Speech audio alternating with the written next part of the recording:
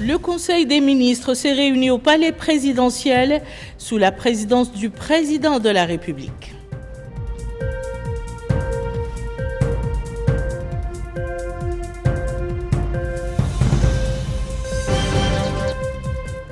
Le Premier ministre préside une réunion du comité ministériel chargé de surveiller l'approvisionnement du marché en biens essentiels et ordonne la poursuite des efforts visant à prévenir les monopoles, la spéculation et la contrebande.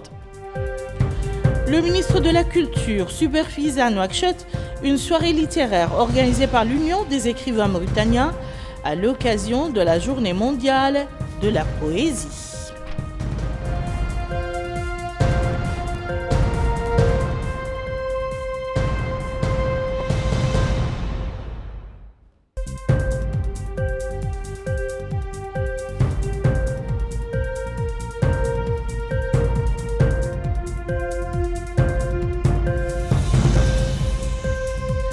Mesdames, Messieurs, bonsoir et bienvenue dans le journal. Mais avant tout, la présidence de la République a annoncé que par décret pris ce mardi, Madame Fatimatou Mohamed Lamine Njayan a été nommée présidente de l'Observatoire national des droits de la femme et de la fille.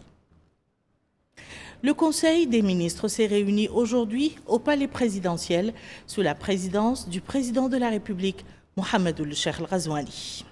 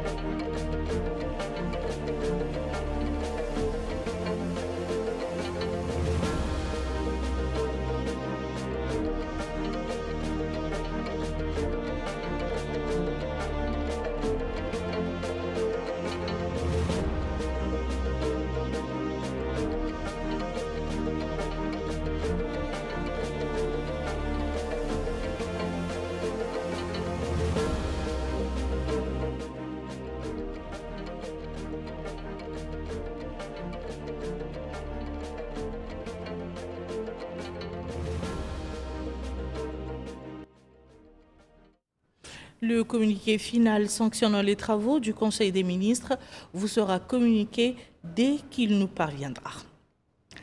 Le Premier ministre, M. Mokhtar Ould Djaï, a présidé hier à la primature la réunion périodique de la commission ministérielle chargée du suivi de l'approvisionnement du marché en produits de première nécessité. Conformément aux instructions du président de la République, la réunion a été élargie à des représentants de plusieurs partis politiques ainsi qu'à l'Union nationale du patronat mauritanien et aux centrales syndicales dans le cadre d'une approche participative visant à renforcer la concertation avec les acteurs économiques et sociaux. L'objectif est d'examiner les répercussions des tensions géopolitiques sur les prix des produits de base et d'identifier les réponses les plus appropriées pour garantir un approvisionnement régulier du marché national tout en le protégeant contre la spéculation et les pratiques de monopole et en limitant les risques liés à cette conjoncture internationale. Au cours de la réunion, une présentation détaillée a été faite sur la situation actuelle des stocks de produits de base et énergétiques, ainsi que sur les niveaux des prix sur le marché, les mesures déjà prises par le gouvernement pour assurer la stabilité de l'approvisionnement et contenir les fluctuations des prix ont également été passées en revue. Les participants ont également pris connaissance d'un exposé mettant en avant le niveau rassurant des stocks nationaux en produits de base et énergétiques, ainsi que les efforts qualitatifs déployés par le gouvernement pour sécuriser l'approvisionnement et faire face à la crise. La réunion a permis d'examiner les évolutions liées à la crise en cours et ses impacts attendus au plan économique et social, Plusieurs propositions et mesures ont été formulées afin d'en atténuer les effets négatifs. Cette rencontre a constitué une occasion d'échange approfondi sur les moyens les plus efficaces pour contenir les répercussions de la crise et renforcer les mécanismes d'intervention en vue de protéger le pouvoir d'achat des citoyens et de préserver l'équilibre du marché national.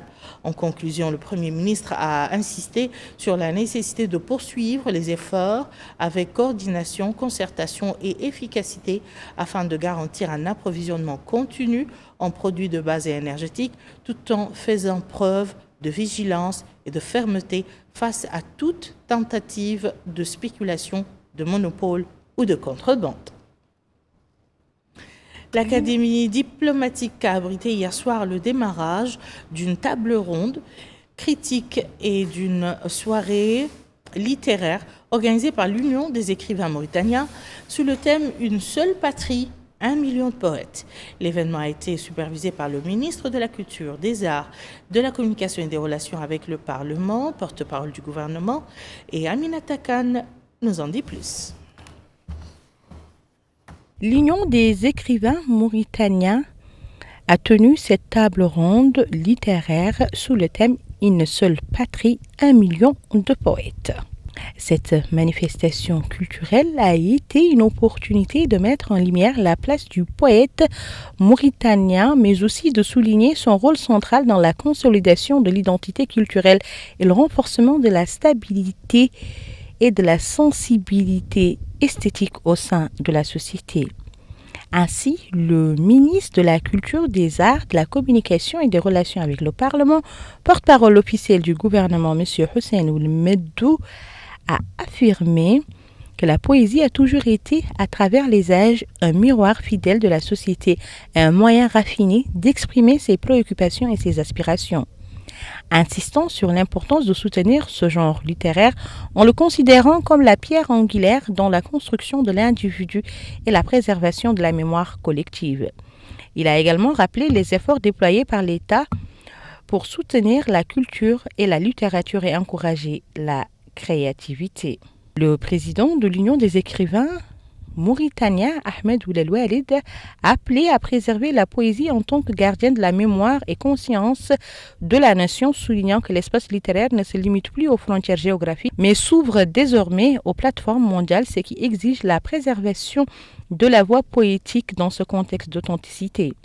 Affirmant que notre pays avance résolument vers l'édification d'un État national civil inclusif par toutes les voix et expressions, considérant que la poésie demeure le pouls de l'espoir et une lumière dans un temps de défi.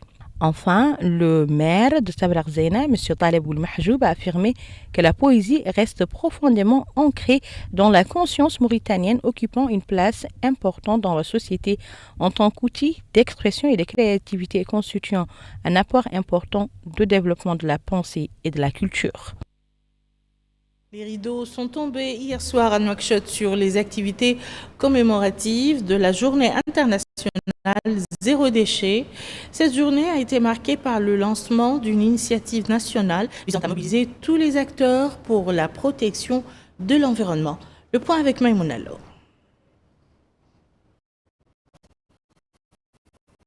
Transformer les déchets en ressources économiques et en opportunités de développement est l'objectif de cette initiative Mauritanie Zéro déchet, organisée dans le cadre de la commémoration de la journée internationale. Dans son allocution, la ministre de l'Environnement et du Développement durable, Mme Messouda Mint Baham Ould Mohamed Lahdaf, a salué le niveau des exposés et des débats enregistrés lors de la rencontre, estimant qu'elle reflète une prise de conscience croissante de l'importance de la question de la gestion des déchets qui n'est plus seulement un défi environnemental, mais s'est transformé en un pari économique, social et stratégique directement lié à la santé des citoyens, à la qualité de vie et à l'attractivité des villes, ainsi qu'à son rôle dans la création de nouvelles opportunités économiques. Elle a indiqué que le gouvernement continuera à renforcer le cadre réglementaire et à développer des mécanismes de suivi et de surveillance pour assurer la mise en œuvre efficace des textes juridiques et limiter les pratiques contraires aux normes environnementales. Lors d'un point de presse organisé à cette occasion, la ministre a passé en revue les grandes lignes du plan d'action du département, appelant les citoyens à faire preuve de civisme, à réduire l'utilisation du plastique et à renforcer les infrastructures de gestion et de recyclage des déchets. De son côté, le programme des Nations Unies pour le développement à travers son représentant assistant résident à Nouakchott est revenu sur le lancement. Le lancement de l'initiative Zéro Déchet marque une étape importante dans la promotion d'un développement durable qui mobilise aussi l'ensemble des acteurs autour d'une vision commune pour la réduction des déchets et la valorisation en ressources. Cette initiative s'inscrit dans le cadre des orientations stratégiques de l'État sous la direction de son Excellence, le président de la République, M. Mohamed Ould Cheikh Al Ghazouani. Les travaux d'un atelier pour la restitution des conclusions d'une étude sur l'intégration des structures de santé pour réfugiés dans le système national de santé et le renforcement du système de santé régional dans la wilaya du Houd Sharqi ont démarré aujourd'hui à Nouakchott. C'est le point avec Aminat Sedkan. Discuter des résultats de l'étude relative au processus d'intégration des réfugiés dans le système de santé, c'est l'objectif de cet atelier technique ouvert aujourd'hui dans notre capitale. Ainsi, la secrétaire générale du ministère de la Santé, Mme Aliya Yahya Menkous, a affirmé que la rencontre est dans le cadre des efforts du département avec l'appui des partenaires techniques, indiquant que le ministère, en coopération avec le Haut Commissariat des Nations Unies pour les réfugiés, a lancé d'importantes réformes depuis 2020 pour suivre le rythme du nombre croissant de réfugiés, notamment dans le Houd Sharqi, soulignant que ces réformes comprennent le transfert de la gestion de 4 unités de santé du compte des organisations internationales aux services de santé gouvernementaux, mais aussi l'amélioration de la qualité des services de 31% en 2020, en passant à 80% en 2026. Elle a ajouté que le centre de santé numéro 1 de Bassiknou avait été réhabilité et que les établissements de santé du camp avaient aussi été équipés, soulignant que le département compte sur des résultats probants et saluant le partenariat avec le Haut Commissariat des Nations Unies pour les réfugiés et la Banque mondiale ainsi que d'autres partenaires. La représentante du HCR en Mauritanie a souligné que la santé des réfugiés et des communautés d'accueil représente un défi commun qui nécessite une réponse unifiée. Nous avons besoin de la vision et de l'expertise du ministère de la Santé et des partenaires techniques et financiers, ainsi que de l'engagement des partenaires financiers pour ancrer l'inclusion des réfugiés dans des systèmes de qualité dans la durée. L'accès à la santé est un droit fondamental. L'inclusion des réfugiés dans les systèmes de santé nationaux, tout en favorisant l'accès aux populations hautes, est une question d'équité, de cohésion sociale et d'efficacité. Un système de santé fort, coordonné, qui sert toutes les communautés, est un système efficace et durable. Il est à noter que notre pays a accueilli des centaines de milliers de réfugiés, notamment dans le Houd Sharqi, au niveau du camp de Mera. Notons que les services de santé sont passés depuis 2020 d'un modèle humanitaire d'urgence à une approche de développement avec l'appui du projet INAYA et l'élaboration d'une feuille de route pour la période 2024-2025 dans le but de renforcer l'inclusion. Les travaux d'un atelier consacré au lancement du service de certificat phytosanitaire électronique ont été lancés aujourd'hui à Nouakchott. Ce service vise à simplifier et à accélérer les procédures d'exportation et d'importation et à fiabiliser les certificats phytosanitaires. Habsalo. Moderniser, sécuriser et accélérer les échanges agricoles. La Mauritanie franchit une nouvelle étape dans la transformation de son secteur agricole. Un atelier dédié au lancement du service de certificat phytosanitaire électronique et phyto a réuni responsables institutionnels et partenaires techniques à l'initiative du ministère de l'Agriculture et la Souveraineté alimentaire en collaboration avec la coopération allemande et l'Alliance mondiale pour la facilitation du commerce.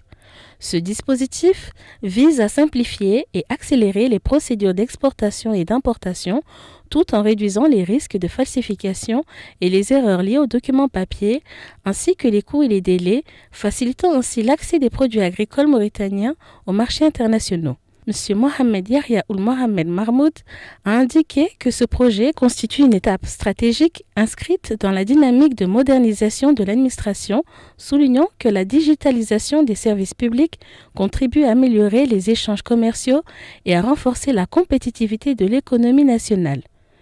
Il a également précisé que cet atelier permet d'examiner les aspects techniques, réglementaires et économiques liés à la mise en œuvre du système EFITO, tout en identifiant les défis à relever pour garantir son efficacité.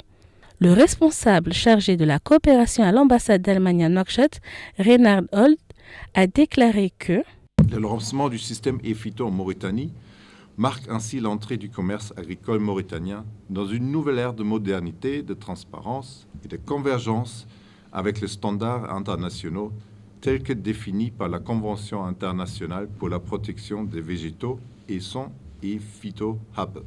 Avec EFITO, la Mauritanie s'engage dans une agriculture plus moderne, plus fluide et pleinement intégrée aux exigences du commerce international. Ainsi prend fin ce journal. Je vous en rappelle les principales informations. Le Conseil des ministres s'est réuni au palais présidentiel sous la présidence du président de la République.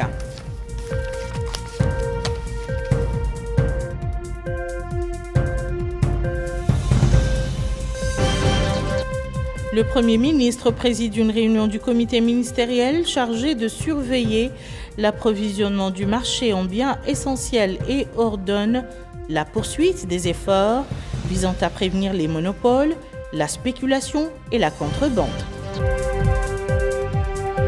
Le ministre de la Culture supervise à Nouakchott une soirée littéraire organisée par l'Union des écrivains mauritaniens à l'occasion de la Journée mondiale de la poésie.